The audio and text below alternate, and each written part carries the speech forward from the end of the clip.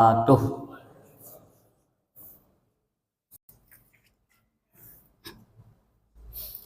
Alhamdulillahilladzi hadana lihadza wa ma kunna linahtadiya laula an hadanallah.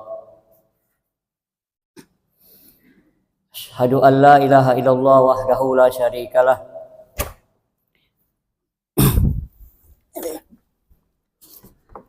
wa asyhadu anna Muhammadan abduhu wa rasuluhu la nabiyya ba'dah. Allahumma sholli wa sallim wa barik ala hadzal nabiyil karim wa ala alihi wa ashabihi wa man tabi'ahum bi ihsanin ila yaumiddin. Wa qala ta'ala fil Qur'anil Karim, a'udzu billahi minasyaitonir rajim. Bismillahirrahmanirrahim. Wallahu faddala ba'dakum ala ba'din fi rizqin. Allah melebihkan rezeki sebagian kamu atas sebahagian yang lain. Maka orang yang dilebihkan rezekinya hendaklah dia mau memberi kepada saudaranya yang kekurangan. Maha benar Allah dengan segala firman-Nya. Yang sama-sama kita hormati bapak-bapak pengurus masjid, para tokoh masyarakat, para alim ulama, cadik pandai, bundok kandung, yang terhormat undangan Allah, ibu-ibu dan bapak-bapak jamaah salat subuh. Dalam sebuah hadis dari Anas bin Malik yang diriwayatkan oleh Abu Dawud dan Ibnu Majah, diceritakan pada suatu hari ada orang miskin datang minta-minta kepada Nabi Muhammad Sallallahu Alaihi Wasallam. Pengemis ini badannya sehat dan kuat, tapi dia minta-minta. Lalu Nabi bertanya, wahai pengemis, badanmu sehat, kuat, kenapa engkau minta-minta? Apa harta yang ada di rumahmu?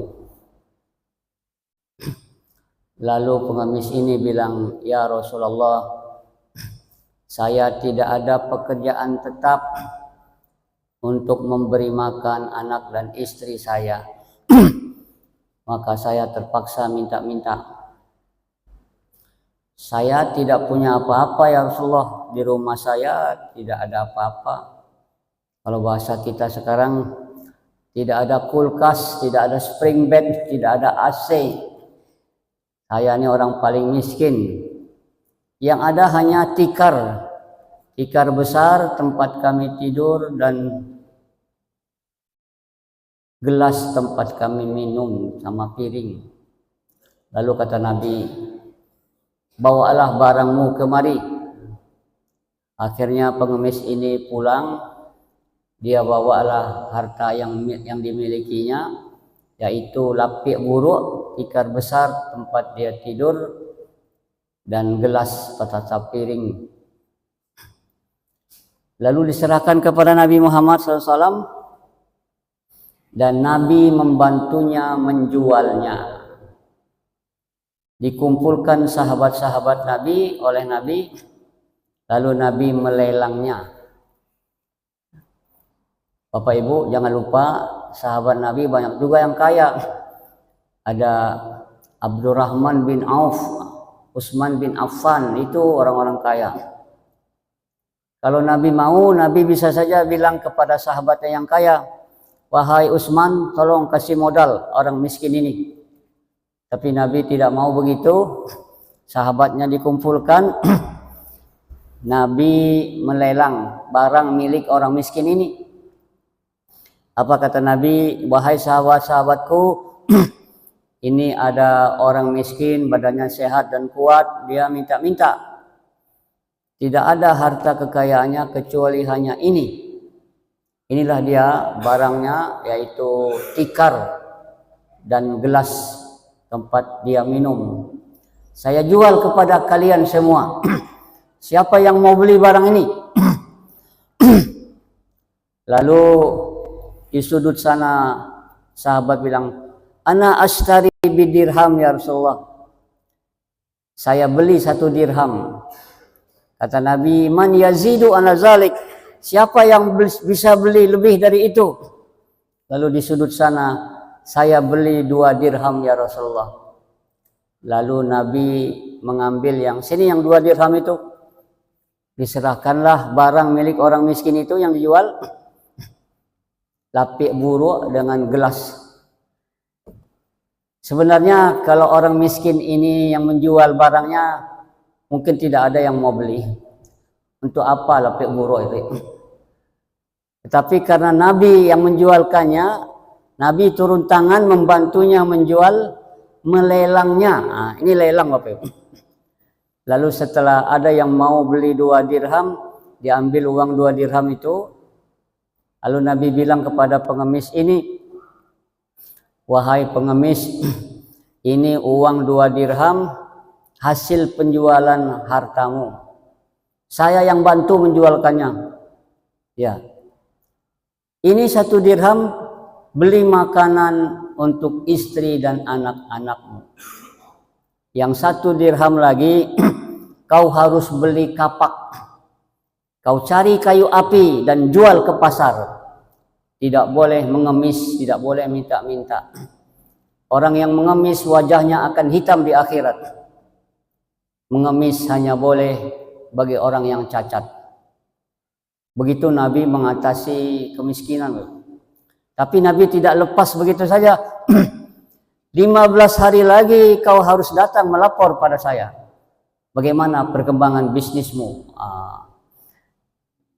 15 hari lagi datanglah sahabat ini, ya tangannya kasar karena mencari kayu api dan menjualnya ke pasar. Ya Rasulullah, alhamdulillah saya sekarang sudah punya uang 10 dirham. Sudah bisa beli baju, beli makanan dan segala kebutuhan. Apa kata Nabi? Alhamdulillah, kamu bekerja dengan tanganmu menghasilkan uang itu lebih baik daripada kamu minta-minta, mengemis. Minta-minta itu tidak boleh bagi orang yang badannya sehat dan kuat. Minta-minta, mengemis hanya boleh bagi orang yang cacat. Bapak Ibu, apa yang bisa diambil pelajaran dari kisah ini? Bagaimana Nabi mengentaskan kemiskinan? Kita kalau ada pengemis badannya sehat dan kuat, kita kasih saja uang 5.000, 10.000, pailahang. Tapi Nabi tidak demikian. Nabi bantu dia. Pertama pelajaran yang didapat dari hadis ini, setiap orang Islam harus bekerja keras. Sebaik-baik amal adalah kalau dia bekerja dengan tangannya sendiri, tidak minta-minta, tidak mengemis. Lalu jual beli lelang boleh. Itu tadi dilelang. Lelang itu ditawarkan barang baru dijual kepada penawar tertinggi. Kalau di sini menawar 1 dirham, di sana 2 dirham, di sini 3 dirham, maka diambil yang paling tinggi. Hadirin sekalian, sekarang ini orang Indonesia banyak yang kaya atau banyak yang miskin? Bapak Ibu, banyak yang miskin ya, tapi banyak yang kaya sebenarnya. Ya. Katanya angka kemiskinan sudah menurun. Ya, itu. Ya. Tapi mungkin angkanya saja yang menurun, tapi kemiskinan banyak juga. Bapak Ibu, kalau kita lihat di lampu merah, banyak orang-orang miskin. Belap-belap kaca mobil. Lalu kalau hari hujan mobil kita dilempar dengan air sabun, lalu dia minta uang. Ada yang menjual macam-macam, ada yang ibu-ibu menggendong-gendong anak, minta-minta. Kadang-kadang bukan anaknya itu juga. Mahasiswa saya pernah meneliti, ternyata yang digendong itu bukan anaknya, anak orang pula. Untuk menarik rasa kasihan. Jadi Bapak Ibu, ada orang miskin yang kerjanya mengumpulkan botol-botol bekas. Sudah tua, dorong-dorong beca, mengumpulkan botol-botol bekas untuk mencari sesuap nasi. Ya. Maka mereka yang dititipkan uang lebih, ya, ada gaji, ada sertifikasi, ada tunjangan, ada ini, honor itu, maka dia harus memberi bantuan kepada saudaranya yang miskin. Orang Islam tidak boleh memperkaya diri sendiri. Nabi bersabda, "Ma'amana bi man bata syab'an wa jaruhu ja'i' wa huwa ya'lam." Tidaklah beriman kepadaku orang yang tidur dalam keadaan kenyang sedangkan tetangganya lapar padahal dia tahu. Jadi orang Islam tidak boleh memperkaya diri sendiri. Rumahnya bertingkat, mobilnya mengkilat, uangnya berlipat-lipat, mungkin bininya 4. Orang miskin di sebelahnya, di kampungnya, tidak mau ditolongnya. Tapi kalau kita lihat ke bandara Bapak Ibu, beberapa minggu lalu saya mengantarkan teman ke bandara untuk pergi umroh. Rupanya 4 buah mobil besar, mobil MPM mengantarkan orang untuk pergi umroh di bandara dulu. Jadi orang Indonesia ini banyak yang kaya. Tidak benar banyak yang miskin, banyak yang kaya. Banyak yang sudah sejahtera. Ya. Umroh itu berapa Bapak Ibu? 12 hari antara 30 juta atau 50 juta. Ya. Ramai orang pergi umroh. Ada malah yang bangga, Pak Ustadz, saya ini yang ke-9 kali umroh Pak Ustadz. Bangga dia dengan saya yang ke-9 kali umroh. Pergi umroh berkali-kali. Ya. Sementara orang tetangganya banyak yang miskin, orang kampungnya banyak yang susah. Masjid tidak selesai, madrasah, rumah tahfiz terbengkalai. Masa bodoh, emangnya gue pikirin, yang penting gue umroh. Bukan tidak boleh umroh Bapak Ibu. Ini karena orang kalau mau pergi haji harus menunggu 20 tahun lagi. Jadi Bapak Ibu, kita store sekarang 25 juta, buka rekening 500.000 untuk pergi haji. Tunggu 20 tahun lagi baru bisa berangkat. Kalau Bapak Ibu mendaftar umur 50, umur berapa baru berangkat? Umur 70. Kalau masih sehat, ya. Makanya orang banyak pergi umroh, ya. Umroh boleh, tapi tidak boleh sering-sering. Lebih baik biaya umroh itu dikasih bantuan kepada orang miskin, dikasih modal agar dia bisa survive, bisa mandiri. Jadi membantu orang miskin itu tidak dengan uang cash saja. Misalnya Basnas kasih orang miskin 500.000 buat menjual lontong, sedangkan dia mau perutnya lapar, anak istrinya tidak ada makanan, dikasih 500.000. Apakah dia mau menjual lontong atau beli lontong untuk dia?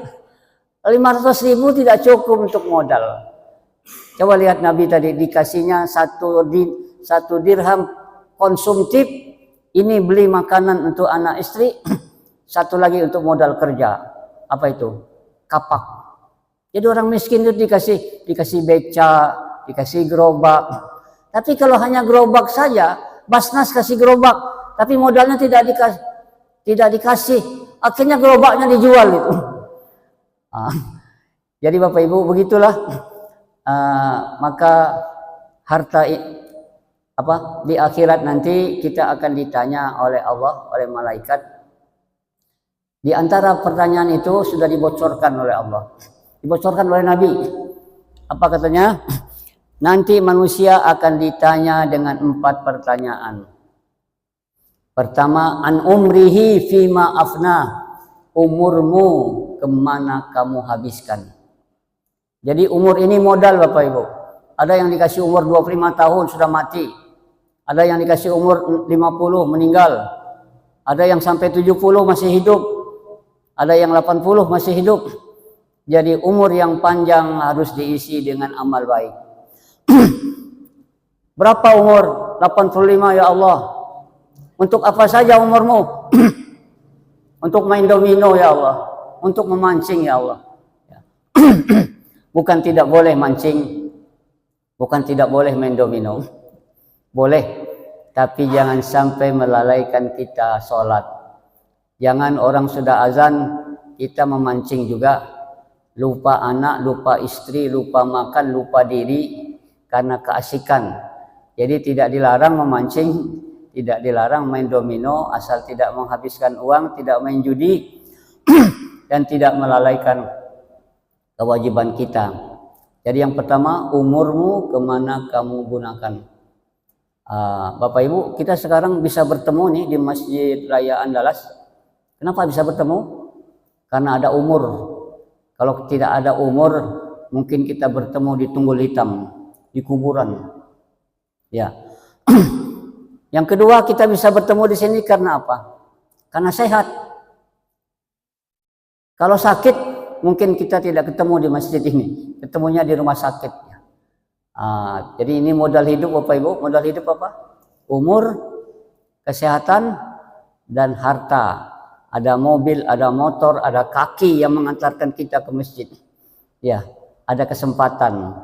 Baik, kata Nabi, pertanyaannya pertama, umurmu kemana kamu gunakan? Yang kedua, masa mudamu untuk apa kau gunakan? Masa muda sebenarnya umur juga Bapak. Masa muda, masa yang paling indah.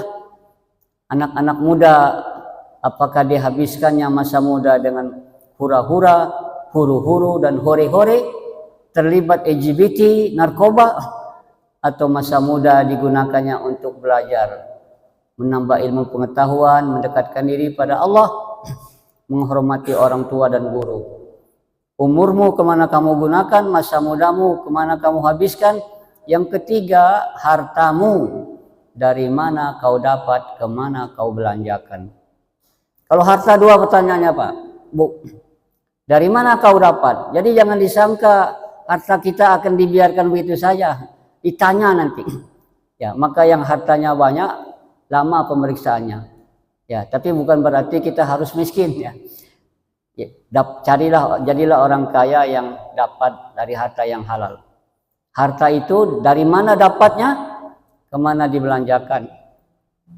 Kadang-kadang dapatnya dari yang halal, tapi dibelanjakan beli minuman keras, beli narkoba, foya-foya, ke tempat pelacuran. Kadang-kadang dapatnya dari yang haram, dari korupsi, dipakai untuk pergi haji, dipakai untuk menyumbang ke pesantren. Bagaimana orang pergi haji, uangnya dari korupsi, lalu istilahnya pencucian uang, ya bukan uang yang dicuci. Dia sembunyikan uangnya itu, sebagian dikasih ke pesantren, bersedekah ya. Jadi harta itu dua pertanyaannya, dari mana dan kemana. Kita kalau di lembaga kita ada pemeriksaan dari Irjen ya. Saya di UIN ada dari Irjen dari Kementerian Agama ya. Inspektur Jenderal itu memeriksa. Besok Irjen akan datang. Siapkan semua data-data. Ya. Ini uangnya digunakan untuk apa? Untuk beli apa? Ya, diperiksa oleh Irjen. Ada lagi BPK. Ada KPK. Ada lagi BPKP. Lain-lainnya. Itu diperiksa. Ya, tapi yang memeriksa manusia juga. Kalau nanti yang memeriksa siapa? malaikat nggak bisa dibohongi. Kalau manusia masih bisa diperiksa, masih bisa ada namanya waskat, Bapak Ibu. Apa itu waskat? Pengawasan melekat, ya. Tapi sebenarnya pengawasan malaikat, ya. Kita merasa diawasi oleh malaikat. Tapi yang payah apa kalau waskat itu antara pengawas dengan yang diawasi sepakat. Kalau itu bahaya, Bapak Ibu, ya. Baik, yang keempat pertanyaannya, masa mudamu, yang keempat, ilmumu untuk apa kau gunakan? Kita disuruh menuntut ilmu. Makin bertambah ilmu kita, harusnya bertambah dekat dengan Allah. Bukan bertambah ilmu, bertambah sombong, bertambah kikir, bertambah tidak mau menolong orang, memperkaya diri sendiri. Maka 4 pertanyaan ini, umurmu untuk apa kamu gunakan, masa mudamu kemana kamu habiskan, hartamu dari mana kau dapat, kemana kau belanjakan, ilmumu untuk apa kau gunakan. Bapak Ibu, wa man kana yarju liqa'a rabbih falyamal amalan sholihan wala yusyrik bi ibadati rabbih ahada. Siapa yang yakin bakal mati, siapkan bekal amal soleh. Bapak Ibu, besok kalau kita mati, istri enggak dibawa, suami tak dibawa, Pajero Alphard tidak dibawa, emas deposito tidak dibawa. Apa yang mau dibawa? Amal soleh, sholat, puasa, zakat, sedekah, haji, umroh, berbuat baik pada orang. Maka sebelum kita meninggalkan dunia, mari kita cek. Bapak Ibu, kalau kita naik pesawat, pesawatnya mau turun, mau landing. Kata pramugari apa? Please check your personal belonging before disembarking. Cek barang bawaan Anda sebelum meninggalkan pesawat. Jadi cek barang bawaan kita sebelum kita meninggalkan dunia. Ya, sebelum meninggalkan dunia apa yang mau dicek? Cek sholat. Apakah 5 waktu khusyuk ditambah sholat sunat? Ya. Cek sedekah, zakat, infak, sedekah. Cek apa lagi? Puasa sunat, baca Quran, menolong orang, dan lain-lainnya. Silakan cek barang bawaan Anda sebelum Anda meninggalkan pesawat. Sekarang cek barang bawaan kita sebelum kita meninggalkan dunia. Mudah-mudahan yang kaya diuji dengan kekayaannya. Apakah dengan kaya dia bertambah dekat dengan Allah? Yang miskin diuji dengan kemiskinannya. Apakah dia sabar? Susah dan senang adalah ujian dari Allah Subhanahu wa taala. Mudah-mudahan bagaimana Nabi mengentaskan kemiskinan bisa menjadi pelajaran bagi kita. Sebenarnya Pak Imam menanyakan tentang pagang gadai katanya, ya. Ini sudah jam 5.43, ada apa, Pak? Di sini kan maksimal 20 menit. Ini sudah lebih 20 menit, Bapak Ibu. Tidak apa-apa. Ini bagaimana hukum pagang gadai di Minangkabau. Jadi Bapak Ibu, jadi pagang gadai ini ada harta, biasanya harta pusako tinggi milik bersama, ya. Karena kita tak punya uang, misalnya sawah, kita ingin menikahkan anak, maka kita pinjam uang kepada orang kaya. Pinjamnya misalnya dalam bentuk ameh, ya. Misalnya berapa? Misalnya 5 baleh ameh, gitu ya misalnya, ya. Misalnya 5 baleh ameh. Kita pinjam, lalu sawah ini jadi jaminannya. Jadi digadaikan. Sawah ini diserahkan kepada orang yang punya uang, kepada yang meminjamkan. Ya. Dan selama yang meminjam belum bisa bayar, maka hasil dari sawah itu diambil oleh yang punya uang, yang meminjamkan itu. Ya, kalau tidak terbayar pada saya, mudah-mudahan terbayar pada anak saya. Tidak terbayar pada anak saya, mudah-mudahan terbayar oleh cucu saya. Ya, yang punya uang ini, yang meminjamkan tadi, mengambil hasil sawah setiap tahun bertahun-tahun. Ya, ini namanya riba, Bapak Ibu. Setiap pinjam meminjam yang menarik keuntungan adalah riba yang haram. Jadi ini kebiasaan adat Minangkabau, adat bersandi syarak, syarak bersandi kitabullah. Tapi sebenarnya ini tidak sesuai dengan kitabullah. Ya. Jadi Bapak Ibu, kecuali dijual. Sebab gadai itu tidak terjadi perpindahan milik. Pemilik sawah itu tetap orang yang punya. Ya, tidak berpindah miliknya menjadi milik orang yang meminjamkan. Kecuali kalau dijual. Kalau dijual boleh jadi milik dia, dia boleh mengambil manfaatnya. Ya. Coba bertahun-tahun hasil sawah diambil itu, mungkin uang yang dipinjamkan itu sudah terbayar, sudah lebih. Ya, jadi Bapak Ibu, ini sudah dibahas di Majelis Ulama Provinsi Sumatera Barat, sudah 2 kali didiskusikan di Bukit Tinggi dan di Batu Sangkar. Ini ada, nanti Bapak Ibu boleh, ini kumpulan fatwa MUI Sumbar. Ya, diantaranya minta-minta di jalanan, ya, begitu. Jadi solusinya Bapak Ibu, kalau sudah sekian tahun harusnya sawahnya itu dikembalikan lagi kepada yang punya, ya. Sudah melebihi harga emasnya itu, ya. Atau kalau tidak, hasil sawah itu dibagi 2, satu bagi pemiliknya, satu buat yang punya uang, dan hasil sawah itu bisa dipakai untuk bayar angsuran, ya. Jangan yang miskin bertambah miskin, tidak terbayar ya sampai bertahun-tahun, ya. Jadi Bapak Ibu, itu nanti ada begitu diantaranya. Nanti ada dibahas pula dalam hukum positif Bapak Ibu, ya. Saya kira begitu ya. Jadi pegang gadai itu, jaminan itu apa gunanya jaminan Bapak Ibu? Saya pinjam uang pada Ustadz Mirwan Ritonga, pinjam uang 20 juta. Kalau Ustadz Mirwan percaya, kalau kita saling percaya, tidak perlu pakai jaminan. Begitu dalam Islam.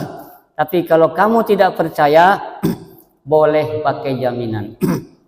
Pak Ustadz, apa jaminannya? Kata Pak Imam ini. Kalau saya minjam 20 juta, tentu jaminannya harus lebih tinggi dari 20 juta. Ya. Kalau pinjam 20 juta, jaminannya cuma 10 juta, tidak bisa. Apa guna jaminan? Kalau saya tidak mampu bayar, maka jaminan itu bisa dijual. Ya, maka jaminannya misalnya motor NMAX. Motor NMAX itu berapa tuh? 30 juta ya. Ini jaminannya. Kalau saya tidak bisa bayar, nanti NMAX-nya bisa dijual. Kalau NMAX dijual 30 juta, sedangkan hutang saya cuma 20 juta, maka yang diambil oleh yang punya uang yang 20 juta. Yang 10 juta dikembalikan lagi kepada yang punya. Jadi jaminan itu apa? Kalau dia tidak mampu bayar, maka jaminan itu boleh dijual. Ya, bukan untuk dimiliki. Ya, kalau dilelang Pak ya. Kalau di bank, kalau kita tidak mampu bayar, ada kredit macet namanya, ada SP1, SP2, ada kredit macet, ya kadang-kadang atau di leasing ya, ditarik itu, dilelang. Padahal dia sudah bayar sekian tahun, ya. Jadi tidak boleh memakan harta orang dengan cara yang batil, ya. Begitu. Karena pinjam meminjam ini tolong menolong Bapak Ibu. Kalau mau cari untung dalam bisnis ya. Baik, yang kedua, bagaimana hukum beli? Kalau solusi tentang pegang gadai itu nanti ada di sini Bapak Ibu, boleh di copy nanti ya. Ini kumpulan fatwa Majelis Ulama Sumatera Barat. Kebetulan saya anggota komisi fatwa. Termasuk minta-minta di jalan Bapak Ibu ya. Itu ada orang minta-minta jadi jalanan tuh. Ya. Untuk masjid, untuk anak yatim ya. Bagaimana itu? Bagaimana hukumnya beli rumah BTN? Bapak Ibu, jual beli itu ada barang ditukar dengan barang, namanya barter. Ya, saya petani punya beras, Bapak nelayan punya ikan. Saya mau ikan, Bapak mau. Waktu belum ada uang, namanya ditukar ya. Mungkin satu gantang beras dengan berapa ikan. Itu namanya barang ditukar dengan barang. Ada barang ditukar dengan uang. Ya, itu yang biasa ya. Ada uang ditukar dengan uang. Dolar, rupiah ditukar dengan dolar. Kalau rupiah dengan rupiah harus sama jumlahnya Bapak Ibu. Misalnya kalau mau hari raya, kan ada orang jual uang di jalan tuh pakai motor. Uang-uang baru ya. Uang 5.000, 10.000. Saya punya 1 juta mau tukar dengan uang baru itu 1.100.000. Ya, itu riba. Kalau rupiah sama rupiah harus sama kuantitasnya. 1 juta ditukar dengan 1 juta. Jadi besok kalau mau lebaran Bapak Ibu mau tukar uang baru, lebih baik ke BI itu, Bank Indonesia. Ya, 5 juta ditukar 5 juta juga. Ya. Jadi kalau rupiah sama rupiah 1 juta harus ditukar dengan 1 juta, 5 juta dengan 5 juta. Tidak boleh 5 juta ditukar 5.500.000. Tapi kalau berbeda kata Nabi, idza ikhtalafat hadhil ajnas fabi'u kaifa syi'tum. Kalau berbeda jenisnya boleh kau jual berbeda kuantitasnya. 1 dolar Amerika berapa rupiah sekarang? 16 atau 17 kali ya, 16 apa ya? Jadi kalau saya mau punya 100 dolar Amerika, saya beli berapa? 1.600.000 ya. 1 ringgit Malaysia berapa? Bapak Ibu yang dari Malaysia kemarin? 1 ringgit berapa? 3.700. 1 rial Saudi berapa? 4.500. Jadi uang Indonesia ini kalau dibawa keluar rendah Pak ya nilainya ya. Baik, ada kita beli barang cash dan uangnya cash. Nih misalnya, ini HP misalnya 5 juta. Berapa harga HP Pak? 5 juta. Saya kasih uang 5 juta cash, lalu diambil barangnya cash. Hari itu juga ya. Ada juga uangnya di depan, barangnya kemudian. Ya, saya mau beli furniture, kursi mebel, tapi tidak ada yang dijuali orang. Saya pergi ke tempat orang buat kursi. Mungkinnya misalnya ada Kamang Prabot. Saya datang ke Kamang Prabot, tolong buatkan kursi tamu, spesifiknya sekian ya, yang panjang 1, yang kecil 3, mejanya begini, warnanya ini, bahannya ini. Berapa itu Pak? Kata tukang kayu yang bikin kursi ini, 30 juta Pak. Saya bayar 30 juta cash. Kapan jadinya Pak barang ini? 1 bulan lagi katanya. Itu namanya apa? Uangnya cash di awal, barangnya belakangan ya. Itu namanya jual beli salam, jual beli pesanan. Jual beli online itu namanya jual beli salam sekarang ini. Jadi jual beli sebenarnya jual beli barang, bukan jual beli online. Jual beli barang secara online. Kita beli melalui marketplace ya. Kita kirim uangnya, ditransfer dengan ongkos kirimnya. Sudah dibayar di awal, tinggal menunggu berapa? Nunggu 2 hari atau 3 hari lagi baru datang barangnya. Itu boleh, asal barangnya halal, ya, tidak minuman keras, tidak babi ya. Yang kedua, barangnya sesuai dengan yang dipajang. Kalau yang ditawarkan yang bagus-bagus, yang dikirim yang jelek, itu tidak boleh, menipu namanya. Jadi yang dikirim harus sama dengan yang dijual ya. Itu namanya jual beli salam. Uangnya cash di awal, barangnya kemudian. Kalau jual beli kredit, saya mau beli motor Honda Beat. Honda Beat itu kalau cash misalnya 20 juta.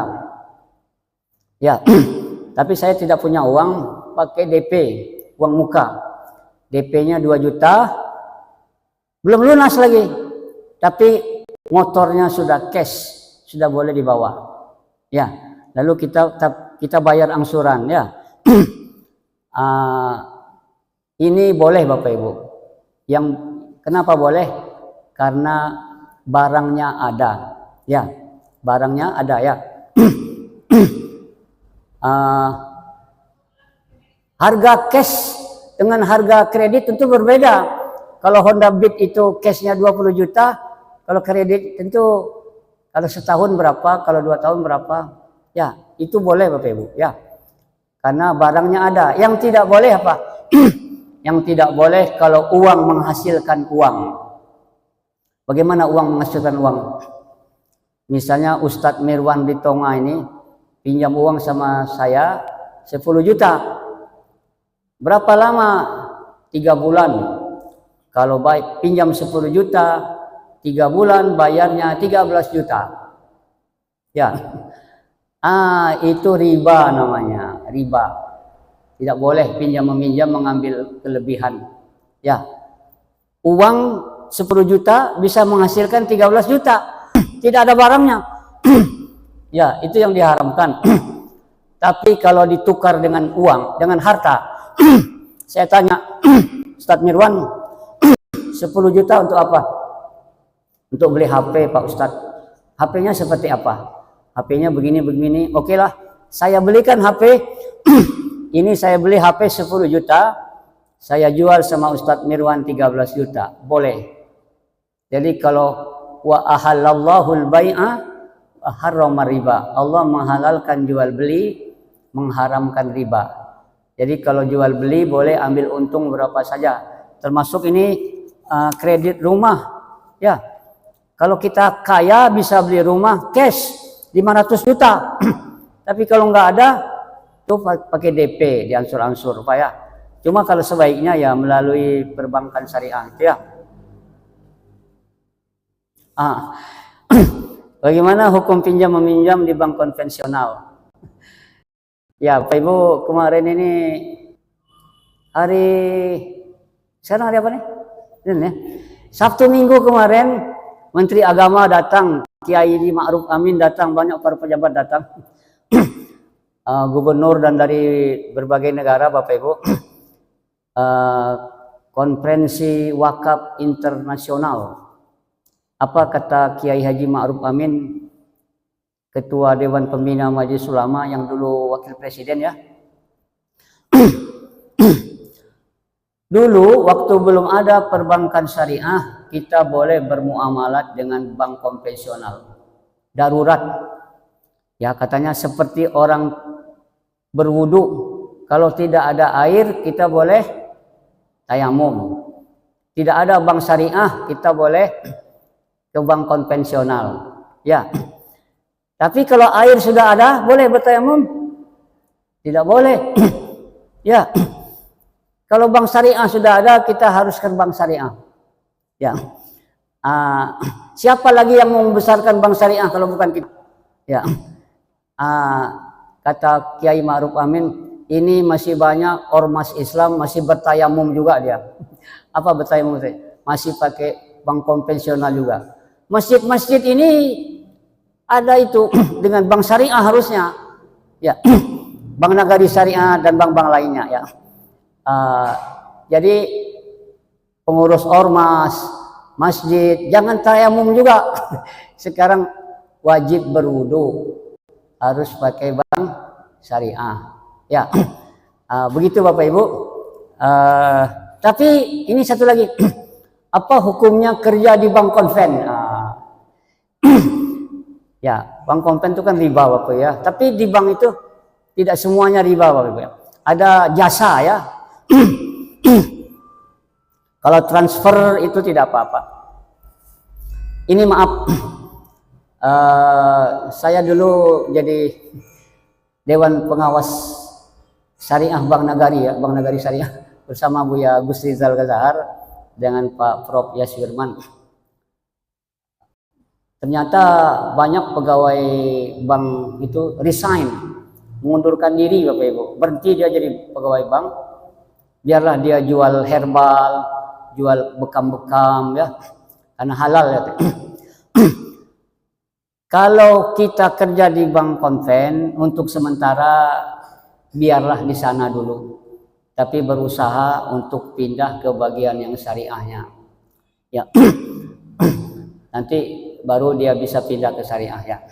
Tapi kalau maaf ini sekali lagi teman-teman kita dari Salafi haram semuanya kerja di bank syariah. Ya, di bank konven haram, di bank syariah pun haram. Ya kalau kita mau lari dari bank bagaimana? Tidak mungkin kita lari dari bank Bapak Ibu ya. Dan mengislamisasikan bank itu tidak mudah, tidak simsalabim, tapi sambil jalan diperbaiki. Karena ada juga yang menghina Bapak Ibu. Apa itu bank syariah? Mahal, artinya ya. Tidak benar Bapak Ibu ya. Jadi kalau bukan kita yang membesarkan bank syariah, siapa lagi yang bisa membesarkannya? Kalau masih ada kekurangan-kekurangan, diperbaiki saja Bapak Ibu. Ya ini kenapa ada bank syariah namanya saja bank syariah. Tapi sistemnya sama dengan bank konven. Ya.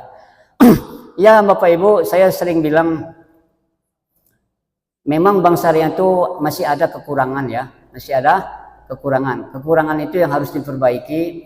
Dewan pengawasnya itu harus lebih teliti ya. Begitu Bapak Ibu. Tapi jangan samosenya. Nah, iya sama Bapak Ibu. Bank syariah juga ngambil untung, bank konven ngambil untung Bapak Ibu ya.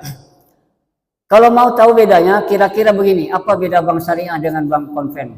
Sama dengan sapi Bapak Ibu.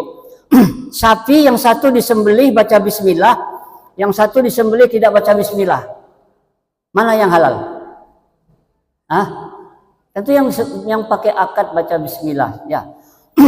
Yang tidak sembelih pakai bismillah haram. Tapi rasa daging sapinya sama enggak? Sama. Uang yang ada di bank konven sama dengan uang yang ada di bank syariah, itu juga yang ya.